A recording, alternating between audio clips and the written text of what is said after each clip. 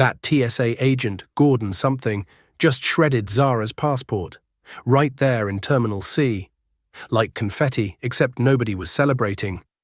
11 years old, unicorn sticker on her passport, and this guy, this agent, decides it's fake. Zara's mom, Marcus Williams. Yeah, that Marcus Williams. New CEO of Skybridge. He doesn't know who he's messing with. See, they think they're just dealing with some lady and her kid. They have no idea how her quiet kindness will change everything. What they don't see? The steel in her eyes, the promise she made to her daughter. She'd carefully placed in the corner, split cleanly down its center in the hands of TSA agent Gordon Briggs. His weathered fingers, adorned with a silver wedding band that catches the fluorescent light, hold the two halves of her identity document like evidence of a crime she doesn't understand she's being accused of. And the expression on his lined face carries the weight of certainty that Zara, in her limited 2 hoodie and light-up sneakers, has somehow become a threat to national security at 7:45 on a Tuesday morning in Chicago, Pear International Airport. This passport is fraudulent, Briggs announces, his voice carrying across the security checkpoint with an authority that makes nearby travelers crane their necks to witness the spectacle. "Mom, you and this child need to step aside immediately." The woman standing beside Zara, wearing a perfectly tailored navy blazer over a cream silk blouse, her natural hair styled in elegant locks that fall past her shoulders, her posture radiating the kind of confidence that comes from years of commanding boardrooms. Doesn't move. Not yet. Marcus Williams, who exactly 48 hours ago became the first black woman to serve as CEO of Skybridge Airlines, the nation's third-largest carrier, meets Agent Briggs's gaze with eyes that have stared down hostile shareholders, navigated glass ceilings, and buried a husband 3 years prior. But in this moment, as her daughter's documents lie destroyed in a stranger's hands, she feels something she hasn't experienced since she was Zara's age. Powerless. "I'm sorry," Marcus says, her voice measured but carrying an edge sharp enough to cut glass. "Did you just destroy my daughter's valid United States passport?" But to understand how Marcus Williams, corporate executive, widow mother, and the woman Forbes would call the most powerful figure in American aviation in their upcoming cover story, ended up watching a federal employee tear apart her child's identification at a security checkpoint. We need to rewind the clock 24 hours to a Sunday afternoon in Lincoln Park, Chicago, where the Williams family townhouse stands like a monument to hard-won success. The neighborhood where Marcus and Zara live whispers old money with its tree-lined streets and vintage lampposts. Though Marcus's money is decidedly new, earned through 15-hour days, strategic brilliance, and the kind of relentless determination that turned a girl from Chicago's South Side into a Harvard MBA and eventually into the boardroom. The townhouse itself, a 3-story brownstone with original hardwood floors and windows that catch the afternoon sun just right, still feels too big sometimes, especially in the mornings when Marcus makes coffee for one and remembers when she made it for 2. "Mom." Zara's voice echoes down from the 2nd floor, carrying that particular pitch of preteen urgency that could mean anything from a fashion crisis to an actual emergency. "Have you seen my purple suitcase? The one with the wheels that light up." Marcus stands in her home office, surrounded by boxes she hasn't yet unpacked from her transition into the CEO role. The room smells of leather-bound books and the vanilla candle her late husband David used to love. She keeps burning them one after another, as if maintaining that scent keeps his presence alive in their home. On her desk sits a framed photograph from 2019. David, Marcus, and 6-year-old Zara at Disney World. All 3 wearing Mickey Mouse ears and grinning like they'd unlocked the secret to eternal happiness. David, with his infectious laugh and gentle hands that could fix anything from a leaking faucet to a broken heart, had died suddenly of a heart attack 3 years ago, leaving Marcus to navigate single motherhood while climbing the corporate ladder at a velocity that both impressed and exhausted everyone who knew her. In the garage, Marcus calls back, closing the file she'd been reviewing, a comprehensive analysis of Skybridge's diversity hiring practices, or lack thereof, that makes for sobering reading. Next to my black one, the trip they're preparing for represents more than just a mother-daughter getaway. Marcus's first major initiative as CEO involves visiting Skybridge's hub operations across the country, meeting with employees, understanding the culture from the ground up. She's starting in Phoenix, where the airline's second-largest hub employs over 4,000 people. Zara, on spring break from her private school, where tuition costs more than Marcus's first car, begged to come along, and Marcus couldn't refuse. Since David's death, these trips together have become their ritual, a way to steal moments from Marcus's demanding career and invest them in the relationship that matters most. Got it? Zara appears in the doorway, dragging the purple suitcase behind her. Her hair pulled back in a ponytail that makes her look heartbreakingly like David. She's at that particular age where childhood and adolescence collide. One moment playing with slime, the next moment asking sophisticated questions about Marcus's work.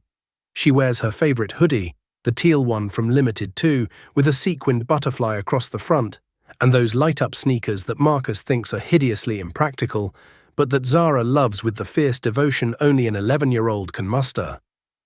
"Can I bring my iPad?" Zara asks, though she's already holding it, which means the question is really seeking retroactive permission rather than actual approval.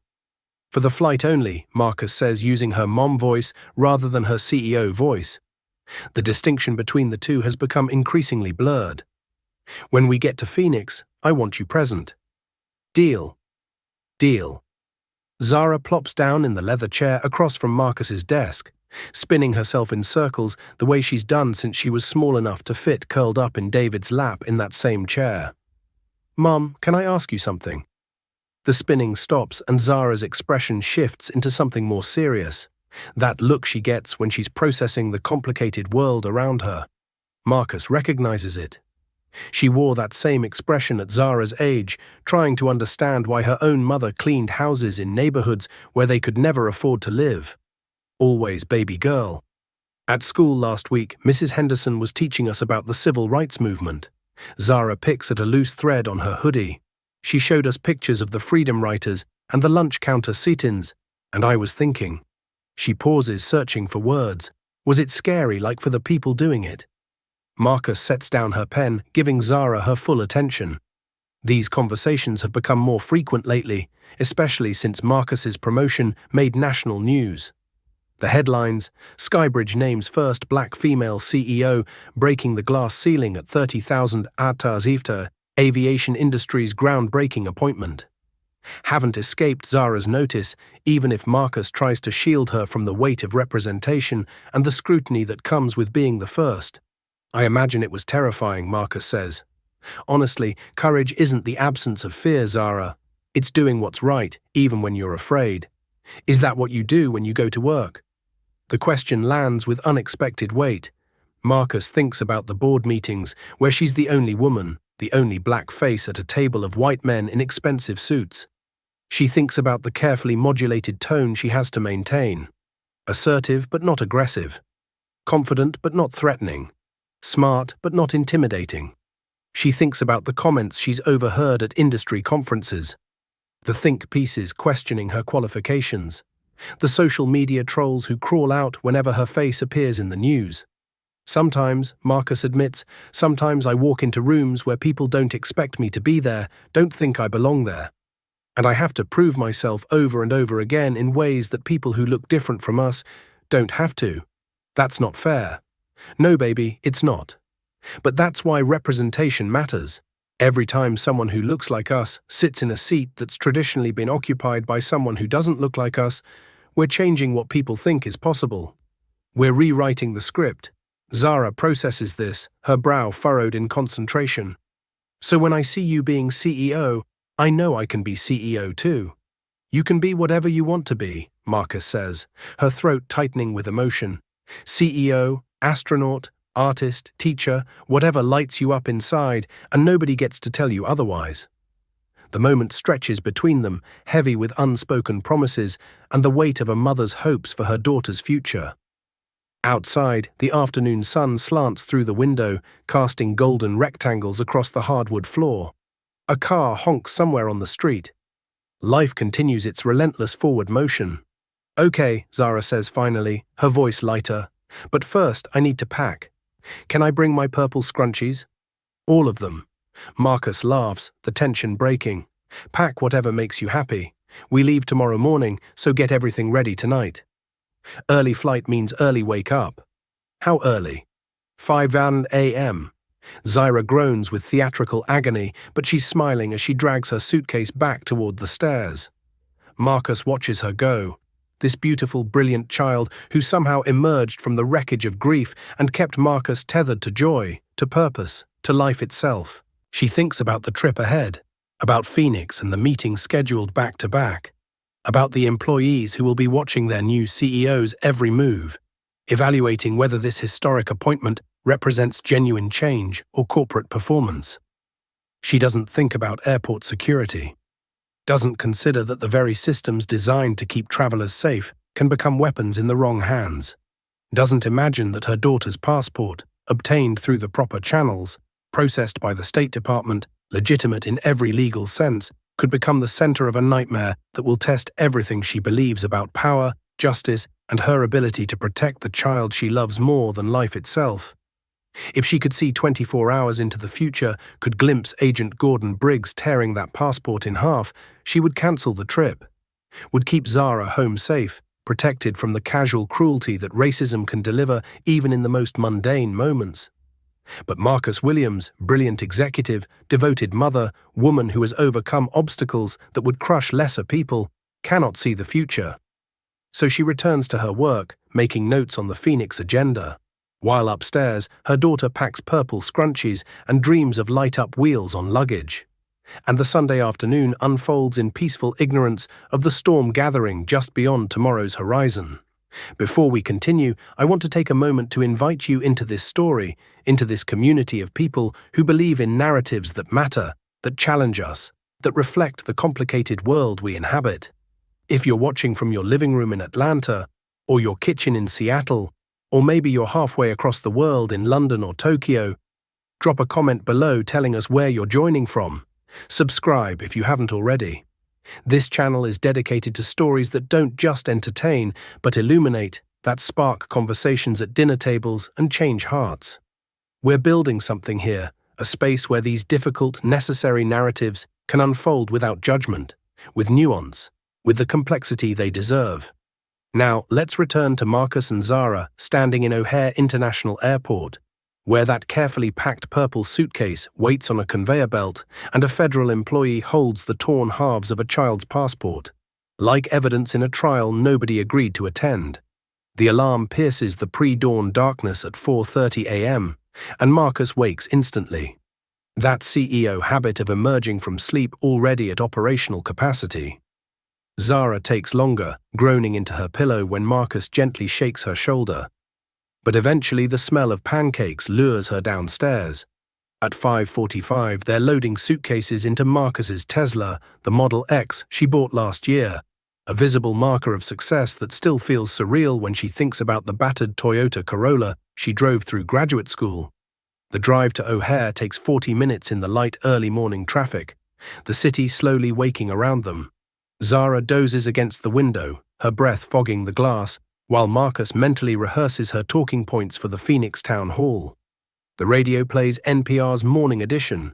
Something about tensions in the Middle East and a new Supreme Court ruling, the background noise of a world lurching from crisis to crisis. They arrive at Terminal C at 6:35 for their 85 flight.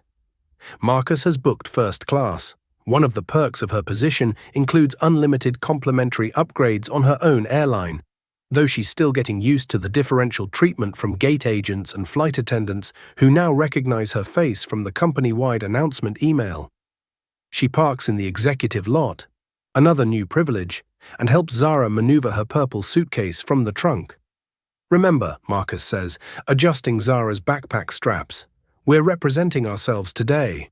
That means kindness to everyone we meet, patience when things move slowly, and gratitude for the people working hard to keep us safe. I know, Mom. Zara rolls her eyes with a practiced exasperation of a preteen who's heard this speech before. You tell me before every trip because every trip matters. How we treat people matters. They enter Terminal C through the sliding glass doors, and immediately the sensory assault of a major airport hits them. The constant announcements echoing through the space. The smell of Starbucks and Cinnabon mixing into an oddly comforting aroma. The visual chaos of travelers dragging luggage, checking phones, moving with the purposeful urgency of people racing against departure times. Marcus navigates them toward the Skybridge check-in counter, where a young woman with bright pink nails and a tired smile greets them. "Good morning, flying with us today?" "Phoenix," Marcus says, sliding their confirmation number across the counter. The agent's eyes widen slightly as she reads the screen, clearly seeing Marcus's employee status and executive rank displayed in whatever system uses.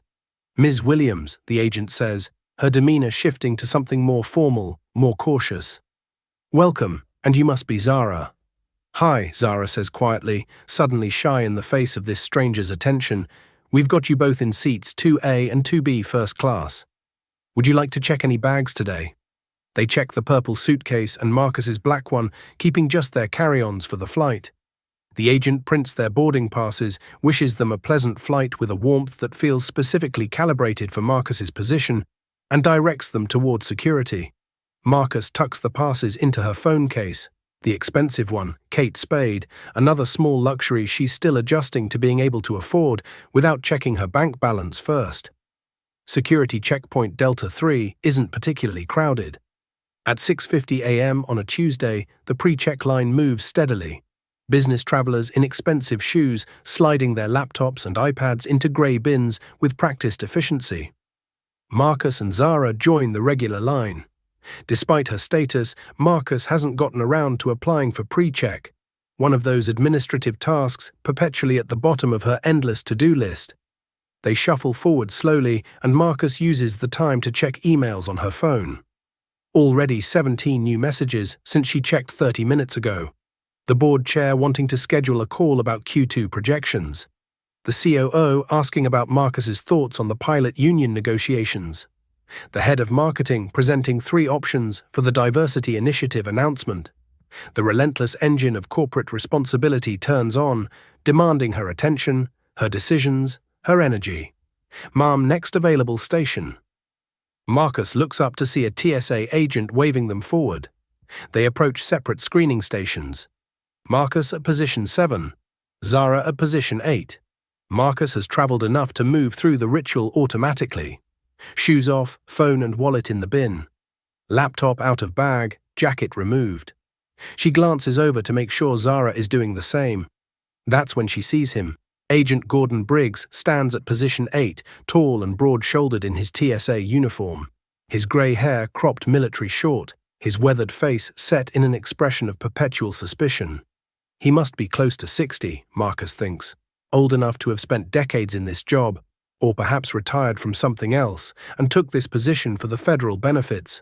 His name tag catches the fluorescent light as he watches Zara place her small backpack on the conveyor belt. "Passport," Briggs says to Zara, his tone clipped. Zara fumbles in her hoodie pocket, producing the purple passport Marcus helped her obtain 2 years ago when they took a trip to Toronto. The unicorn sticker gleams in the harsh airport lighting. She hands it to Briggs with the nervous smile of a child trying to please an authority figure. Briggs opens the passport, studies Zara's photo, then looks at Zara herself. His eyes narrow. "This you?" he asks. "Yes, sir," Zara says quietly. Marcus finishes loading her own items onto the belt, keeping one eye on her daughter. Something about Briggs's body language triggers an alarm in her gut. That instinct she's developed over years of reading rooms, sensing when hostility lurks beneath professional surfaces. Briggs flips through the passport pages slowly, methodically, like he's searching for something specific. He holds it up to the light, examines the photo page from multiple angles, runs his finger along the binding.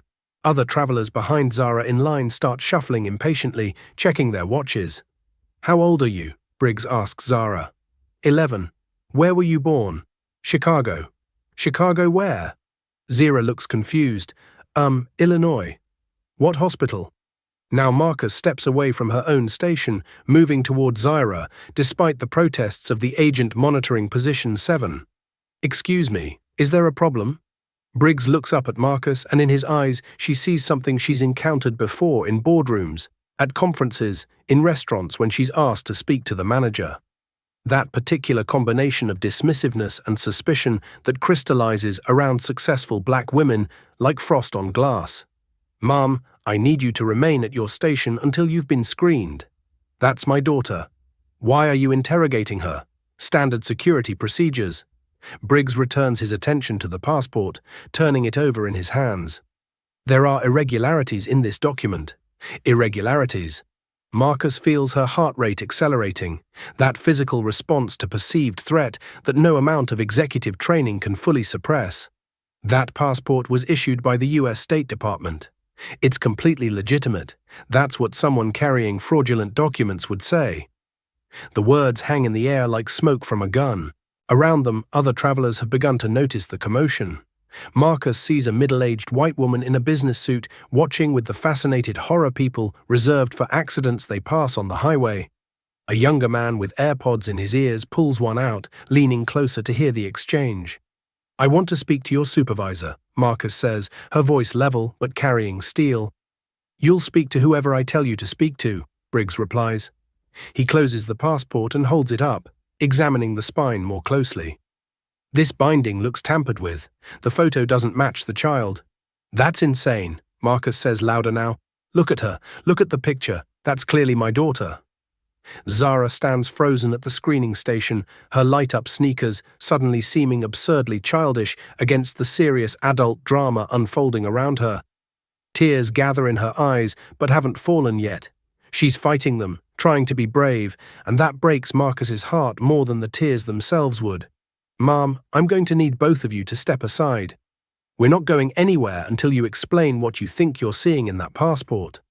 Briggs signals to another TSA agent, a younger woman with sharp features and a skeptical expression. She approaches quickly, her hand resting on the radio clipped to her belt. The universal gesture of authority preparing to escalate. Gordon, problem. Fraudulent passport, Briggs says, still holding Zara's document. I'm confiscating it. You can't confiscate her passport, Marcus says, stepping fully into Zara's space now, positioning herself between her daughter and these federal employees, who have somehow transformed from travel security into adversaries. Under what authority? And that's when it happens. Gordon Briggs, 62 years old, TSA agent for 11 years, veteran of the First Gulf War, father of 3 grown children and grandfather of 5. Man who once dreamed of being a police officer but settled for this instead, takes Zara Williams's purple passport in both hands and tears it cleanly down the center. The ripping sound cuts through the ambient airport noise like a scream. The 2 halves of the document, one containing Zara's photo and biographical information, the other holding the visa pages and official seals, hang from his fingers like the wings of a dead butterfly. This passport is fraudulent, Briggs announces loudly enough for everyone in the security area to hear. Mom, you and this child need to step aside immediately. Time does something strange in that moment. Marcus feels it stretch and compress simultaneously, the way it did when the hospital doctor walked toward her 3 years ago with David's death written on his face before he even spoke. Everything sharpens into hyper-real focus. The fluorescent lights overhead buzzing faintly, the smell of someone's coffee mixing with the chemical tang of hand sanitizer. The sound of Zara's breathing becoming quick and shallow as the tears finally break free and run down her face. I'm sorry, Marcus says, her voice measured but carrying an edge sharp enough to cut glass. Did you just destroy my daughter's valid United States passport? The next 73 seconds unfold with the terrible inevitability of a car crash in slow motion. Briggs sets the torn passport halves on the stainless steel table beside the screening station, then reaches for his radio. Delta 3 to supervisor, need immediate assistance for fraudulent document situation. Don't you dare, Marcus says, her CEO voice fully activated now. The tone that makes junior executives straighten their spines. You just destroyed federal property. You assaulted my daughter's identification. I identified a fraudulent document and took appropriate action, Briggs replies maddeningly calm. Now I need you both to step aside and wait for law enforcement. Law enforcement? Zara's voice comes out small and frightened. Mom. Marcus pulls Zara close, wrapping her arm around her daughter's shoulders. She can feel Zara trembling, can smell the strawberry shampoo from this morning's quick shower, can sense the fear radiating from this child she'd do anything to protect. And in this moment, standing in a TSA checkpoint, surrounded by strangers and armed with nothing but the truth, Marcus Williams, Harvard MBA, corporate executive, woman who commands rooms and budgets, and the respect of thousands of employees, realizes that none of her power matters here. A man in a suit approaches, walking with the purposeful stride of someone accustomed to handling problems. His name tag identifies him as Derek Morrison, checkpoint supervisor. He's perhaps 50, white, with the soft build of someone whose job involves lots of sitting and occasional standing. His face carries practiced neutrality, the expression of someone trained to de-escalate without choosing sides. Ms. Williams. He knows her name, which means Briggs already communicated it. I'm Derek Morrison, supervisor for this security zone. Can you tell me what happened here? What happened? Marcus says, each word measured and deliberate. Is that Agent Briggs just destroyed my daughter's valid passport without justification and is now threatening us with law enforcement? Morrison glances at the torn document on the table. Gordon, walk me through your concern. The binding showed signs of tampering, Briggs says. The photo doesn't match the subject. The document appears to be fraudulent. That's a lie, Marcus says flatly. That passport is completely legitimate. It was issued 2 years ago. We've used it for international travel multiple times. There's nothing fraudulent about it. Morrison picks up the two halves of the passport, examining them carefully. Marcus watches his face, trying to read his thoughts, searching for any sign of whether he'll side with his employee or acknowledge the obvious injustice unfolding before him. Around them, the checkpoint has effectively stopped functioning. Other travelers watch the drama with expressions ranging from sympathy to annoyance to carefully concealed interest. A woman with a young daughter of her own makes eye contact with Marcus. And in her face, Marcus sees recognition, maybe of the situation's wrongness, maybe just of the universal fear every mother carries about something bad happening to her child. Ms. Williams, Morrison says finally, I understand this is frustrating, but my agent exercised his judgment in a security matter. That's what we trained them to do. His judgment. Marcus feels the anger rising hot and righteous. His racism, you mean? Let's be clear about what's happening here. A black woman and her black daughter present valid documentation, and your agent decides based on nothing but his own bias that we must be criminals. That's racial profiling, and it's illegal. I don't see color, Briggs says, which makes Marcus want to laugh, except nothing about this situation is funny. I see potential security threats. You see a black child with a unicorn sticker on her passport, and you see a threat. That tells me everything I need to know about your judgment. Morrison holds up his hands in a placating gesture. Let's all take a breath. Ms. Williams, do you have other identification? Driver's license, perhaps? Why? Marcus demands. Why should we have to prove anything? You destroyed our property. You violated our rights. And now you want us to produce more documentation. Mom, Zara whispers, tugging on Marcus's blazer, I want to go home. The words hit Marcus like a physical blow. They should be on their way to the gate now. Maybe stopping for breakfast sandwiches. Zara excited about the flight, both of them looking forward to their Phoenix adventure. Instead, they're trapped in this bureaucratic nightmare, subject to the whims of a man who saw a black child and decided she represented danger. Marcus pulls out her phone. I'm calling our attorney. Mom, you need to put the phone away. The younger TSA agent says, moving closer. Or what? You'll arrest me for making a phone call? This area is a secure zone, Morrison says. Please comply with agent instructions. I'm CEO of Skybridge Airlines, Marcus says, her voice rising despite her attempt to maintain control. Do you understand that? I run this entire operation. And you're standing here defending an agent who just racially profiled my daughter and destroyed her passport. The revelation lands like a grenade. Morrison's expression shifts from neutral professionalism to something approaching panic. Briggs's face hardens, his jaw clenching. Around them, the watching travelers lean in closer, phones emerging from pockets. People suddenly very interested in documenting this confrontation between a black woman claiming executive power and the federal agents who don't seem to believe her. Ms. Williams, Morrison says carefully. If that's true, if Marcus laughs bitter and sharp, you think I'm lying about that too? What? You need to see my business card, my employee badge. Maybe you'd like to call my office and verify my identity, since apparently I can't be trusted to honestly represent who I am. A new voice cuts through the tension. What in God's name is going on here? An older black man in a pilot's uniform approaches the screening station, his captain's stripes visible on his shoulders, his weathered face etched with concern and barely contained anger. He's probably in his early 60s, Marcus guesses, with salt and pepper hair and the calm authority of someone who spent decades commanding aircraft through storms. His name tag reads Captain Robert Hayes. "Captain," Morrison says, relief evident in his voice. "Here's someone who might help de-escalate. This doesn't concern you. Doesn't concern me?" Hayes gestures at Zara, who's now openly crying against Marcus's side. "I see a child in distress at a security checkpoint. I see what looks like racial profiling happening in my airport, so yes, it damn well concerns me." "Captain Hayes," Marcus says, her voice cracking slightly, "they destroyed my daughter's passport, tore it in half, called it fraudulent." Hayes's expression darkens. He steps closer to Morrison, and despite being roughly the same height, he somehow seems to tower over the checkpoint supervisor. "I've flown for Skybridge for 37 years.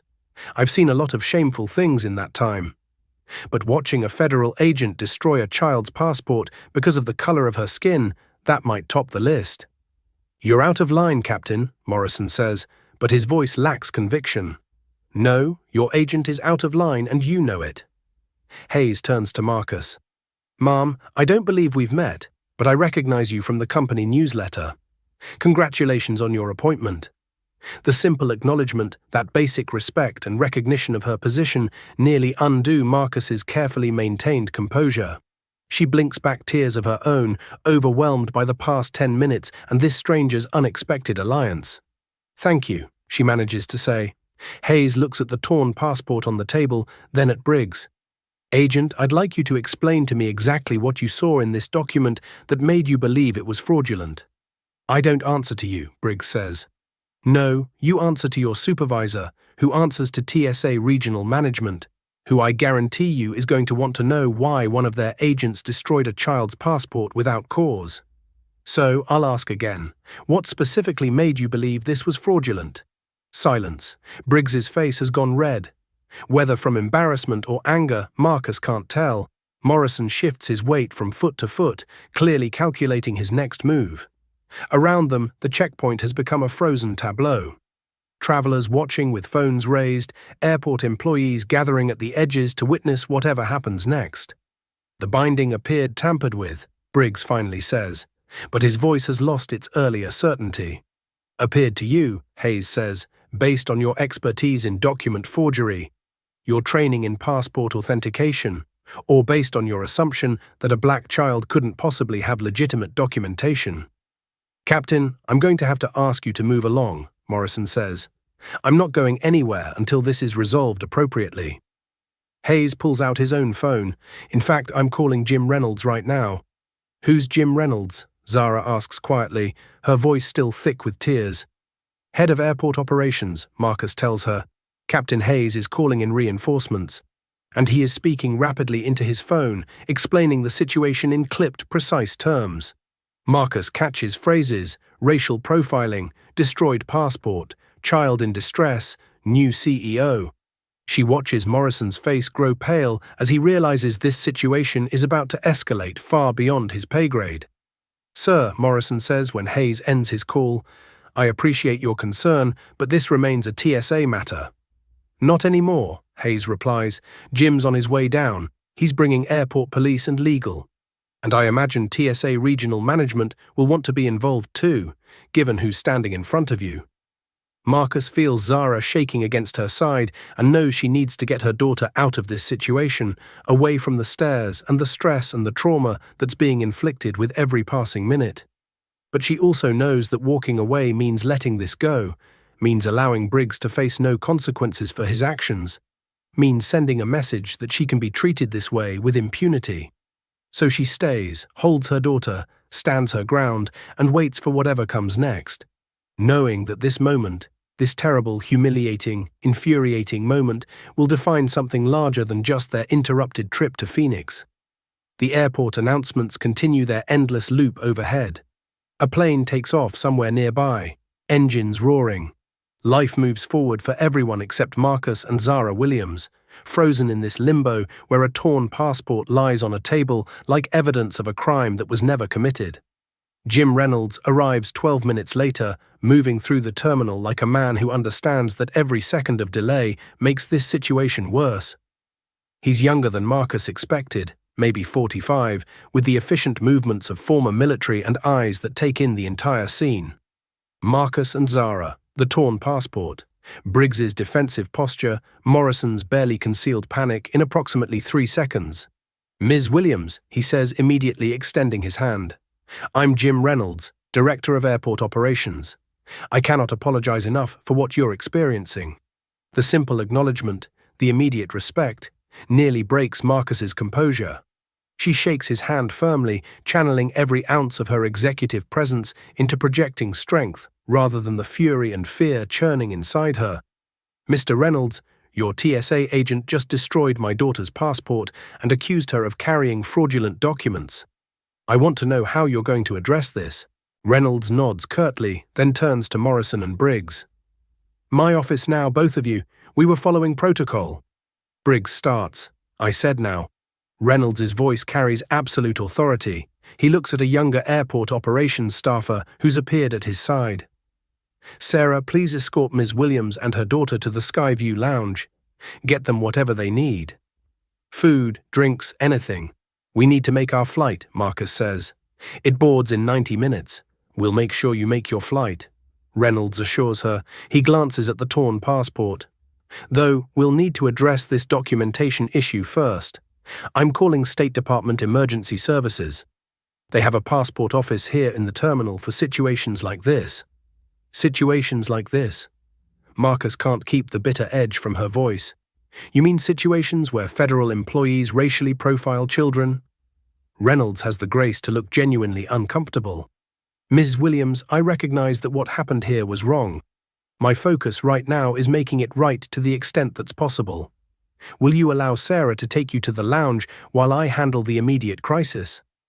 Marcus looks down at Zara, whose tears have slowed, but whose expression carries a kind of hollowed-out exhaustion that no 11-year-old should wear. She needs to get Zara away from this place, these people, this situation. Needs to hold her daughter somewhere private and safe and let her cry as much as she needs to. "Fine," Marcus says, "but I want a full report on what disciplinary action is being taken, and I want it in writing." "You'll have it," Reynolds promises. He signals to Sarah, who steps forward with a gentle smile, clearly meant to comfort. "This way, Ms. Williams." Sarah says the lounge is quieter, more private. As they follow Sarah through the terminal, Marcus keeps her arm around Zara's shoulders, acutely aware of the stares following them. Some travelers look sympathetic, others merely curious. A few appear uncomfortable, witnessing what's clearly a confrontation involving race and power. Captain Hayes falls into step beside them uninvited. "But welcome. I hope you don't mind me tagging along," he says.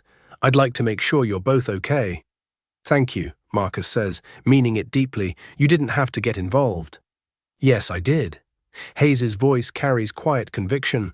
"I've watched too many of our people get mistreated by these systems. I wasn't going to watch it happen to a child without saying something." They take an elevator up one level to the Skyview Lounge.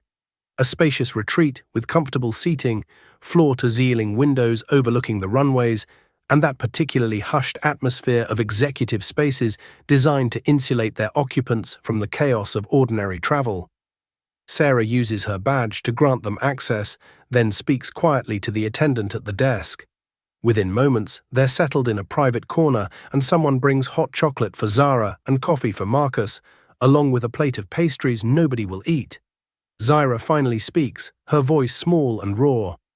"Why did he do that, Mom? Why did he think my passport was fake?" Marcus pulls her daughter close, breathing in that strawberry shampoo smell, feeling the weight of Zara's body against hers, solid and real and precious beyond measure. How does she explain systematic racism to an 11-year-old? How does she articulate that some people will look at Zara's beautiful brown skin and see threat rather than child criminal, rather than innocent girl just trying to travel with her mother. Because the world is unfair sometimes, baby girl. Because some people carry prejudice in their hearts and it makes them see things that aren't there and miss things that are right in front of them. Because we're black, the directness of the question shouldn't surprise Marcus. Zara has been asking increasingly sophisticated questions about race and identity as she grows older, but it still lands with force. She glances at Captain Hayes, who nods encouragingly as if to say, "Tell her the truth."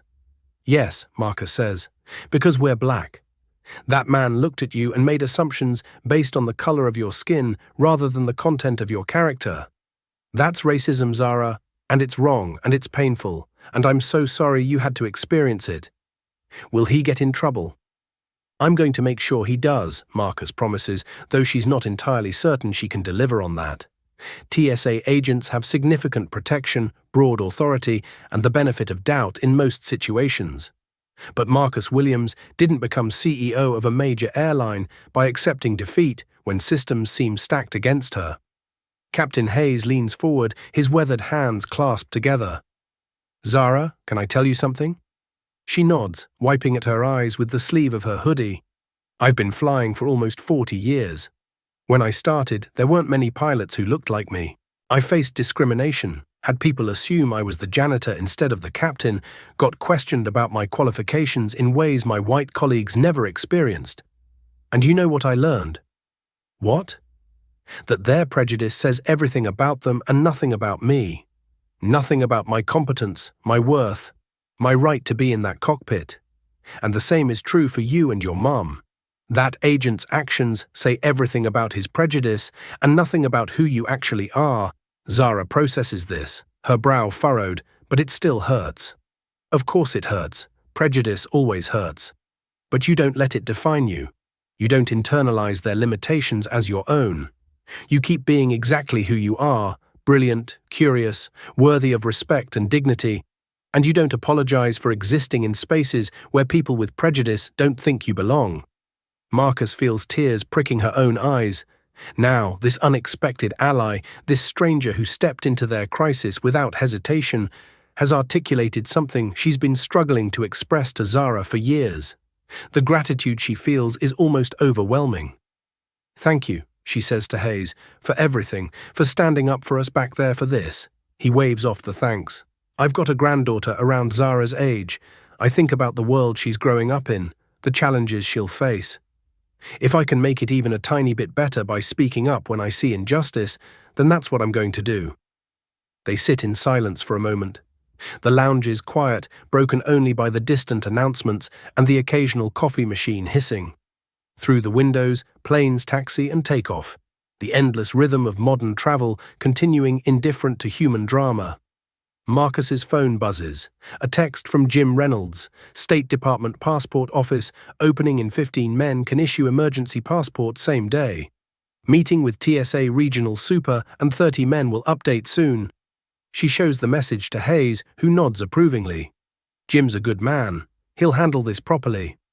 Will it be enough? Marcus asks, and she's not entirely sure what she means by the question.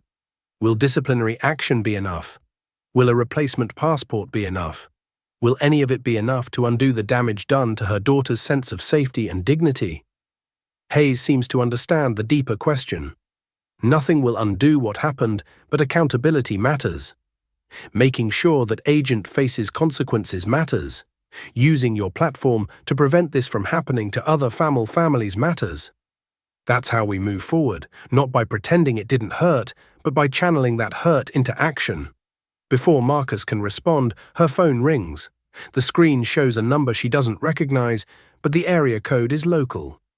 She answers cautiously. "Ms. Williams, this is Donna Chen from the State Department Passport Services Office at O'Hare. Mr. Reynolds explained your situation. I'm opening the office early to assist you. Can you come down in the next 10 minutes? "We'll be there," Marcus says. "Thank you." She ends the call and looks at Zara. "Ready to get you a new passport?" "Do we still get to go to Phoenix?" Zara asks, and the hopefulness in her voice breaks Marcus's heart. "Yes, baby girl, we're still going to Phoenix. I'm not letting what happened ruin our trip." But even as she says it, Marcus knows that's not entirely true. What happened in that security checkpoint has already changed something fundamental, has shattered Zara's innocent belief that the rules apply fairly to everyone, has demonstrated that her mother's power and position can't always protect her, has introduced her to the cruel reality that her skin color will shape how the world treats her in ways both subtle and overt. They gather their things, Zara's backpack, Marcus's laptop bag, the coffee cups that have gone cold, and follow Sarah back toward the elevators. Captain Hayes walks with them, still providing that steady, comforting presence. "You know," Hayes says as they wait for the elevator, "there's something I've learned in all my years flying. Turbulence is inevitable. You can't avoid it, but how you navigate through it, that's what defines whether you're just surviving or actually making the journey meaningful." Marcus meets his eyes. "Are we talking about flying or life?" He smiles. "Both, I suppose. But my point is this.